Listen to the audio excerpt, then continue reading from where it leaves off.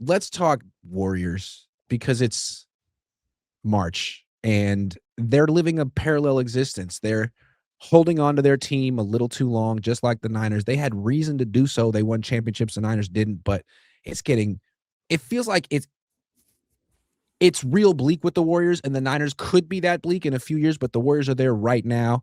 And to make matters worse, they just traded Jonathan Kuminga, who they told us for years wasn't good enough to play for their team.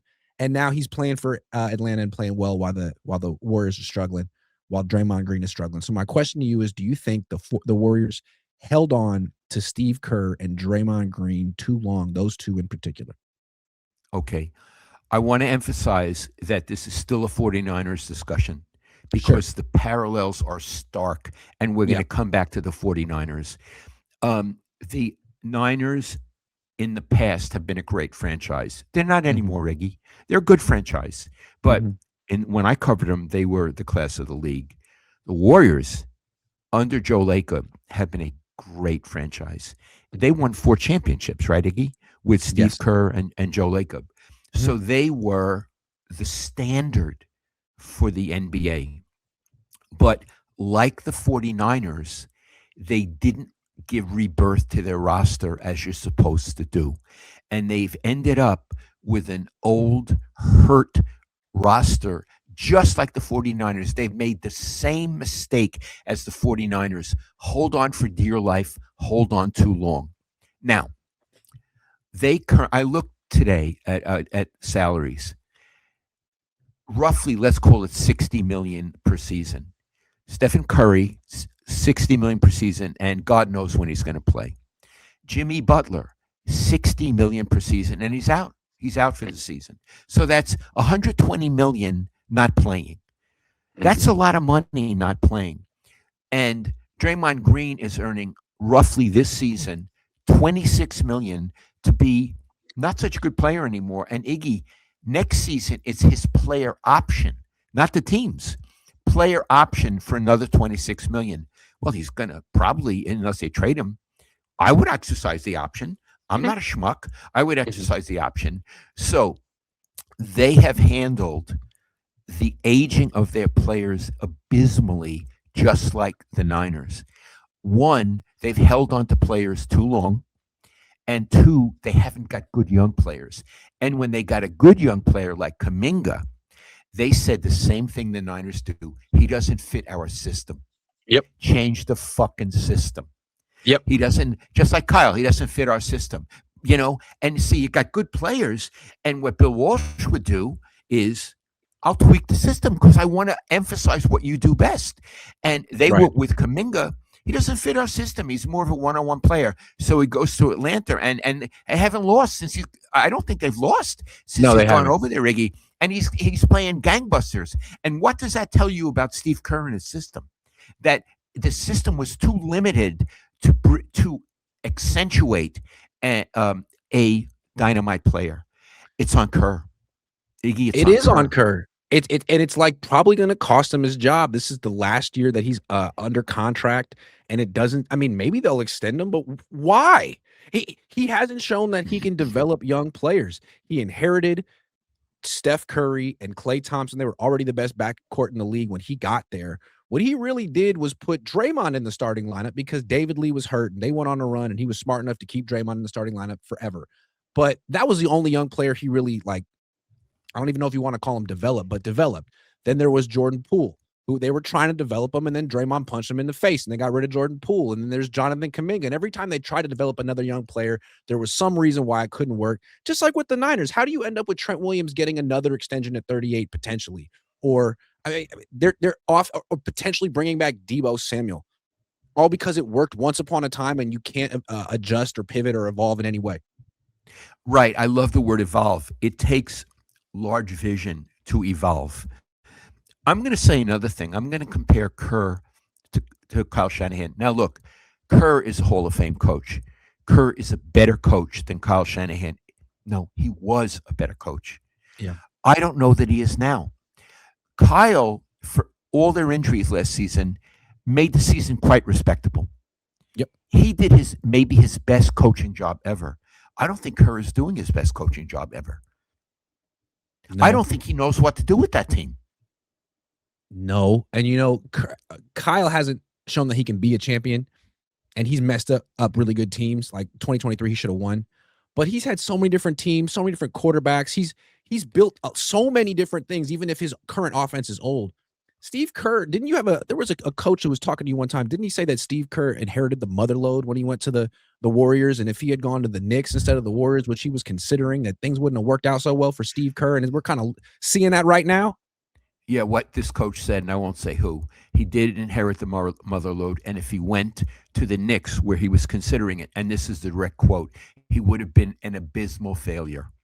An abysmal That's failure. what a coach. And other Yeah, thing about that's what he Steve Kerr, I said. think he was smart enough to put together a really good assistant coaching staff. Because if you remember, part of the reason Mark Jackson got fired is he refused to put together a good assistant coaching staff. Lacob said, get the best assistants money can buy. And he was like, I like the guys I have, and they weren't good enough. So Steve Kerr went out and brought in all kind of guys. But it seems like most of them are gone now, and he's on his own. And I wonder how much he really was responsible, or if it was a team effort with that coaching staff.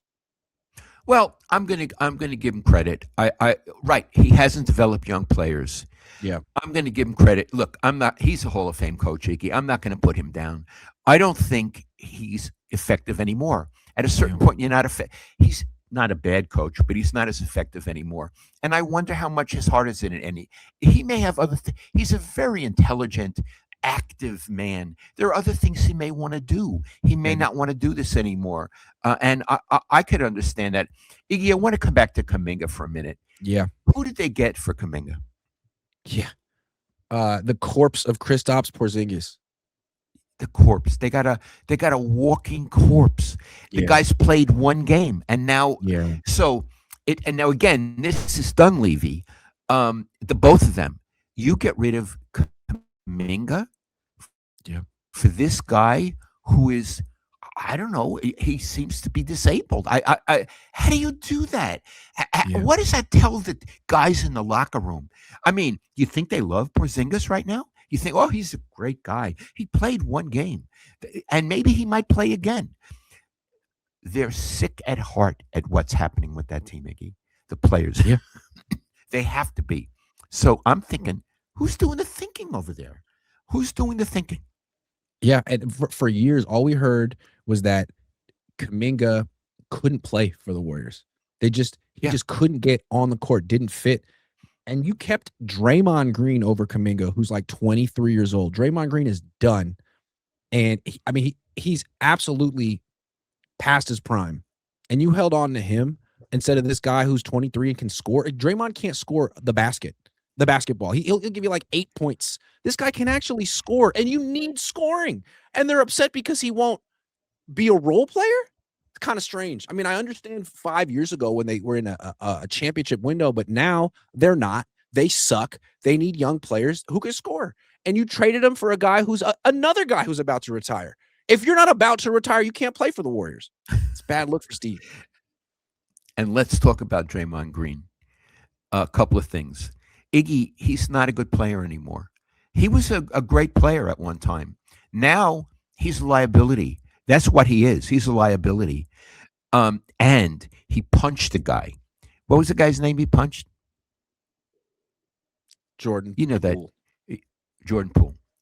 Jordan Poole is standing, leaning against the wall at the practice facility or close to it. And he says something that Draymond was like, and he punches him. Iggy and I are friends with a lawyer who was a public defender. He said what Draymond did was assault and battery. And what did Steve Kerr do? They traded Jordan Poole and they kept the guy who committed a assault and battery. Yeah. What is that? Yeah. What the hell is that? Steve Kerr has been coddling and enabling Draymond Green for years. And I guess I understood it when he was, the best defensive player in the league. Now it's cost you, and it's costing you now, and it's really going to be what defines the end of his tenure with the Warriors. Steve. Okay, I got a really hard question for you vis-a-vis the Warriors. Mm-hmm. Pretend you're Joe Lacob, and you see what's going on with your team. Blow it up. Do you trade Stephen Curry? Yes, absolutely. Tell Tell me why. You're not going to win another championship with Stephen Curry. It's over. It's over. There's no team they can put around Stephen Curry to win a championship. That's your only goal as an organization. If you kept Curry on the team the next 3 years, it's just for nostalgia. It's just because you have emotional ties to him, and it would feel bad to see him wearing another jersey. That's not a reason to make a decision. I would trade him as well. Now, a good friend of mine who's very knowledgeable about sports, I won't identify him, said, "You direct quote, you can't trade Stephen Curry," meaning it would be a shock to the whole sports community, fans, etc., in the Bay Area. But let's say who the Warriors traded: Chris Mullin, Nate Thurmond. I mean, they weren't at the level of Stephen Curry, but they were really good, and they traded those guys. They traded Chris Mullin. So, Iggy, it happens. It happens.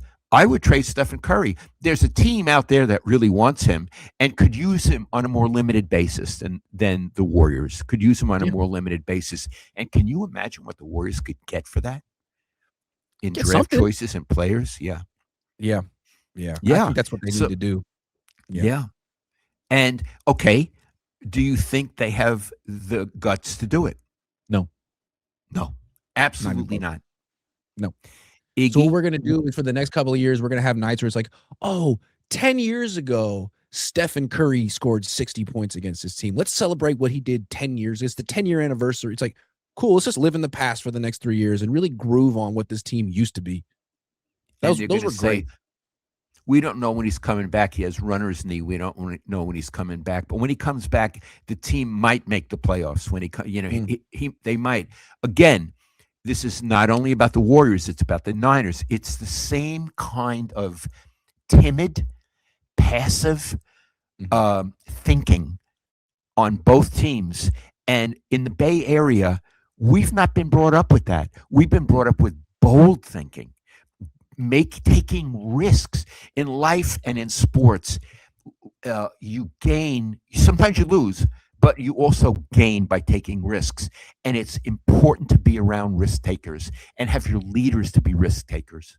It also feels like a financial decision. Like, they built that Chase Center in San Francisco. It's the house that Steph built. If you trade Steph Curry and you're not good for a few years, you don't even have the hope or the fantasy of Stephen Curry coming back for a week or a month and playing well to sell.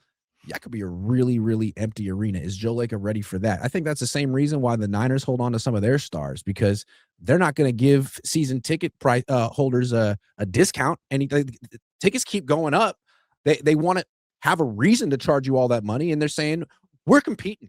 We're still in our Super Bowl window. Not really. I like that point. I always forget to think about economics. It's not how my mind works. Glenn Dickey was much better at that than I am. You're absolutely right. That arena over in San Francisco may be only partially filled if there's no Stephen Curry and if there's no Draymond Green. It's a horrible mistake, but I could see why an owner would trap himself. And I feel both Jed and Lacob have trapped themselves. They have. They've trapped. Yeah. It's not our problem, but they have a problem. The same thing with Kobe Bryant at the end of his career. They were like, they gave him some ridiculous 2-year extension, even though he wasn't good anymore and he was breaking down, because it's like, well, it's Kobe. It's Kobe. What are we going to do? We got to give Kobe what he wants. He's got to finish his career here. So now you have a couple of years with no hope.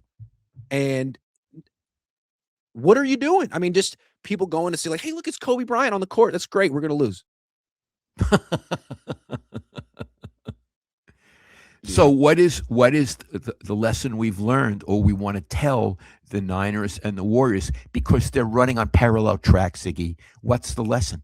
Well, I think they're running on parallel tracks, but the Warriors are 2 years ahead, and the Niners can look at the Warriors and say, that's going to be you in a year or two if you're not careful. You're going that direction. There's still time to turn around. But, they're about 2 years ahead of the Warriors, of the Niners. That's it. They're going into a tunnel. They're on parallel tracks. They're going into a tunnel, and it's dark in there, and we don't know what's at the other end. I want to show you a little clip. This is kind of going viral. It's of Stephen Curry and Draymond Green Draymond's playing, the Warriors are losing. He's flipping out because he's always yelling at people, and Steph Curry is in the huddle watching. So let's take a look. This is from a Oh, few days ago. Just there's no sound, but look at this. Look at Steph and look at Draymond.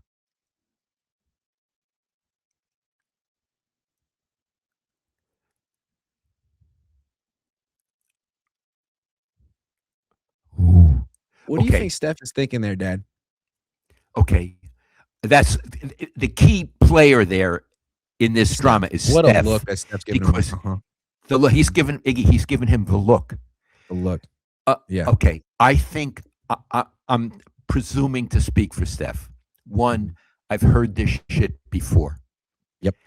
It's so old. It's Yep. so old. Yep. And the other is, to me, be a better player. Shut up and be a better player. Yep. How do you interpret it? It's pathetic. It's like I'm It's looking at pathetic. a guy who's going to be in the Hall of Fame with me. I mean, and he's doing this, and none of the young players respect him, and it's just embarrassing. And I'm trying to give him eye contact and take him seriously, but what I'm thinking is, this guy's done. This guy's done. Okay. Iggy, I love visual aids. I love that you did Yeah. that. Yeah. So I want to stay with it because I Yeah. have one question. He looks at him and he gives him what we're calling the look, right? Mhm. Mhm. Why didn't he turn away?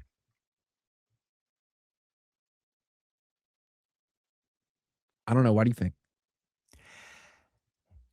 They're friends. Yeah. He feels he owes him a few inches of respect. Yeah. And to turn away would be, especially in public, Mhm. to turn away would be drastic. Yeah. Would be a screw you. Yeah. And that's so the right answer. he doesn't turn away. But Iggy, I think he'd like to. I agree. And so, like, from far away, if you're in the stands, you look at the huddle and you look, hey, Draymond's saying something, and Steph is turned to face him, and Steph respects Draymond, and that's a tight knit team, even though they're losing. But if you actually get this angle and you can see Steph's face, and you're close enough, you can look at the expression on his face and say Steph is disgusted. Okay, I'm coming back to the Niners. I'm trying to think who good players looked at with that look, and I'll tell you right away, Debo Samuel. Yes. He was Draymond Green at the end. Yes. Yes, he was. Would What are you you yelling agree? about? What are you upset about, dude? You're Yeah. the reason. You just dropped a pass that would have been a touchdown. You did that. How are you Yeah. upset? We just gave you 13 targets in the Super Bowl and you caught 3 of them, man. What are you talking about?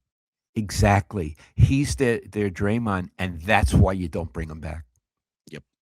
Yep. You get rid of Dre the Greenlaw is Draymonds. not their Draymond. No, the least. No. But Draymond and Debo, they're on parallel tracks. Yes, they are. They are. Yeah. You like that I got that video for you. Iggy, and I didn't know you were going to do it. In fact, I want to tell you something. You made my day. You know what that look kind of it- reminded me of? It was such a gangster look. It was like the look you'd see in a gangster movie when Tony Soprano just decided he needed to whack someone in his crew. It's like, oh man, you're a snitch. You're a snitch. Yeah.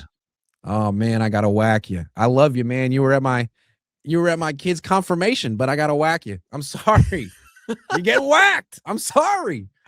Yeah, and if ownership goes to Curry privately and they say, "Do you think we should trade Draymond?" He would say, "I think maybe Do what you you gotta should." do.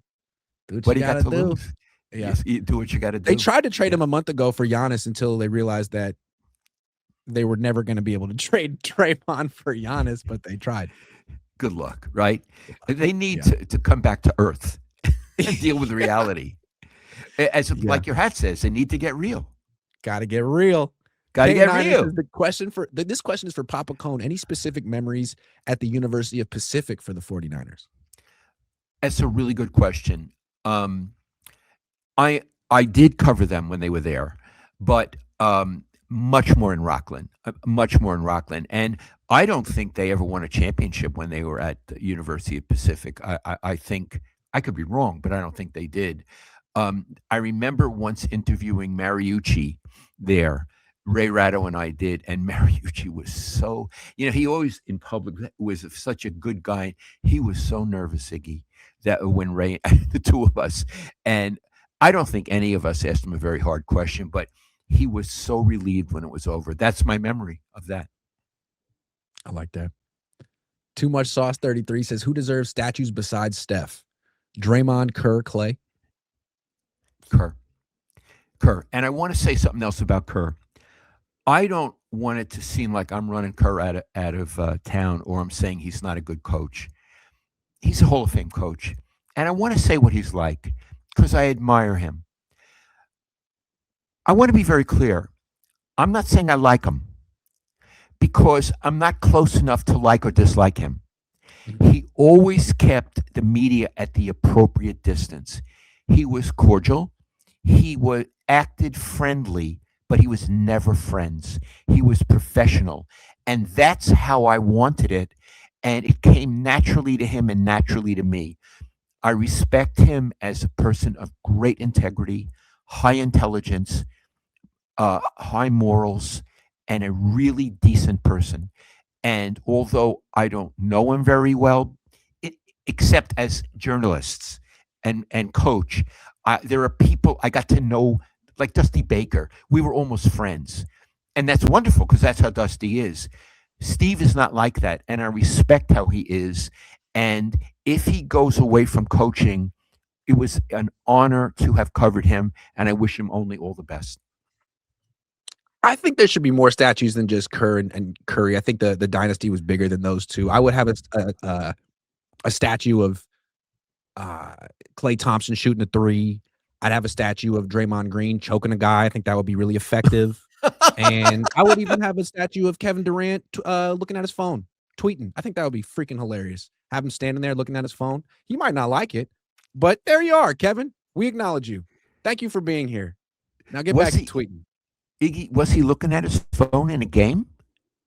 Well, he's famous for tweeting all the time and for tweeting from like fake accounts that aren't his name. And he got caught a few weeks ago. A bunch of private messages he sent from a burner account that was him, allegedly, got leaked. And it was just him talking shit about Steve Kerr, Stephen Curry, a bunch of his teammates, Kyrie Irving, teammates on his team right now. So, and then they came out and he was like, it was during the All-Star weekend, and it was during the game, like right before the game, and he was on his phone looking at it, looking like he was having a panic attack, and then he never denied that it was him. So, yeah, that's Kevin Durant. Iggy, but we're not saying he did it during games. Allegedly. But he allegedly actually tweeted during games? He was on his phone watching the whole thing unfold. Okay. This was during the All-Star game. Okay. Not during a regular season game. No. Okay, good. My impression of him is he's a big baby. He's a great player who is still in the big baby stage. And what happens is when they retire, they grow up. Because people don't ask them anymore, how's your hamstring? No one cares how your hamstring is. They do grow up very fast. And after they retire, a lot of them are better to be around than when they're players. And he may be one of those. It's true, right, Iggy?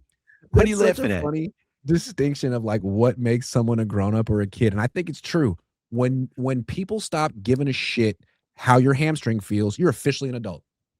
When you're a kid, there's at least two people in the world that really care how your hamstring feels, mom and dad. There might be more. If you're good at sports, there could be a lot of people who care how your hamstring feels on that day. But once no one gives a fuck how your hamstring feels, you have finally reached adulthood.